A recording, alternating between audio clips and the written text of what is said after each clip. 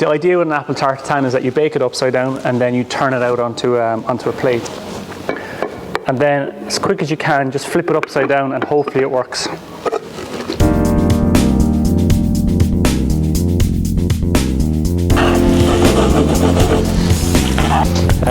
So we just got some nice berries on here like this. Hi guys, David here. I'm up at the Pavilion Garden Centre. So today we're going to show you how to cook some desserts on the barbecue. So we're going to be using our Spirit gas barbecue today. So I'm going to show you how to set up the barbecue for indirect heat so it acts like an oven. So what we're going to bake today is we're going to make a chocolate brownie honeycomb cake. We're going to get our butter and I'm just going to put it on the barbecue over our indirect heat.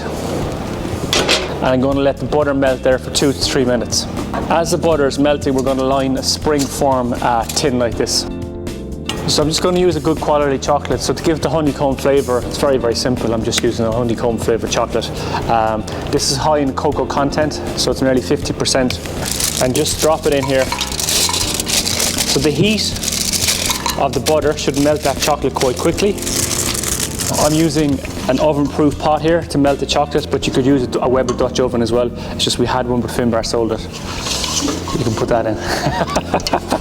So guys, you can just see the natural heat here in the butter is melting the chocolate. So while that's melting down there by itself, we're just going to get 5 eggs, crack them into a bowl. Now in relation to the cooking time and temperature of this, we want our barbecue at 180 degrees and we're looking about 18 to 20 minutes it's going to cook. So chocolate is melted, butter is melted together, I've got my eggs and I've got my flour. So all I'm going to do now is fold in the chocolate and butter mixture into the eggs. So just over here to the barbecue. So what I've done here is I've set up the barbecue for indirect cooking, which means the middle grill or the middle jet is off and the flame on either side is on. So what this is going to create a kind of a fan effect, okay? This is like a Weber mesh tray. What I like to do is put one of these in the center, like so. That's just to raise this off the bars. Close the lid and try and keep the lid closed for at least the first 15 minutes of cooking. Keep an eye on your temperature and you can adjust it as you're going along. And after 15 minutes, it'll have a little look. And what we're looking for really is the outside of the cake to be set and the center of it to have a slight little wobble like a creme brulee. And that's it done. Okay, I'm going to show you another really simple dish that you can do on the barbecue. Again, you could do this as your barbecue is heating up before you start cooking a main course, just to have it ready, or you could do it as your barbecue is starting to cool down. So it's classic French apple tartan. I love this dessert because it's a very simple technique and it tastes amazing.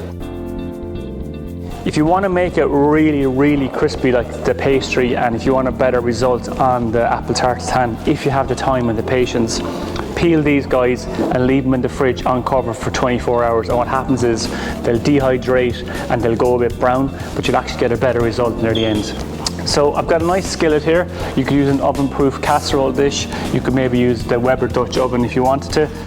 So all I'm going to do first of all is make my caramel. So I'm going to put my sugar and my butter, equal quantities of each, into my skillet and then straight on direct heat. That's step 1. So the caramel now is really, really dark. Take off the pan at this stage and just add the apples into the caramel, but off the heat, and just add them in gently. It will spit and bubble a little bit, so be very, very careful when you're doing this.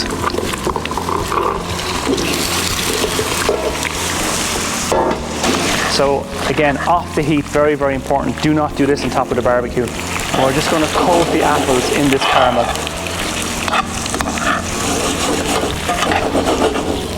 We're going to leave this cool down for about 5 minutes. Then the last ingredient to go on top then is your puff pastry. So what I'll do is I'll roughly in a minute, I'll put this over the top. I'm going to tuck it into the edges and just trim off some of the edges of the excess puff pastry. So we're just going to start and stand all the apples on their side. Now only do this when the caramel is cool, because otherwise you're going to burn your fingers. And we're going to work around and try and get all the apples standing up as best you can. So you can see there, we've put them around the edges. They're all slightly overlapping. And it's just that when we turn out the tart, you're going to have a nice effect. So then we're going to get our puff pastry, lay it over the top, and then just tuck it in around the edges. And as you push it right down the apple shape, you're going to push that together to tighten it all up, so that when you do tip it out, hopefully it looks the part. And then we're just going to prick some holes in it, for the simple reason that we want some of the steam in the caramel to escape, so that the caramel then reduces down and goes nice and sticky. If you don't put the holes in the pastry, what will happen is it'll start to sweat and stew inside, and then your sauce becomes very, very thin, and also the pastry becomes a bit soggy. So just prick some holes in it like that. And I'm going to give it a little blast of egg wash as well, which I need to go and get. Just using 100% egg yolk, so I'm just going to brush it onto the pastry. Now if you want to, at this stage, you could actually put this into the fridge and leave it for a day or two and then cook it at the last minute, but I'm just going to cook it now. And with this recipe, I'm going to cook that at about 210 degrees, 220, because I want the pastry to go nice and crispy and I want the apples to caramelize and soften. So we're probably looking at maybe 20 minutes at 220. Okay. Where's the Dutch oven we have?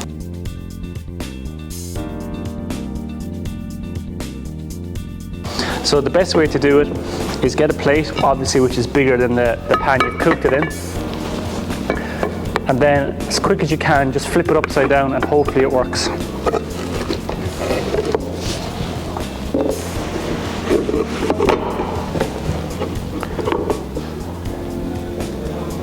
And there you go.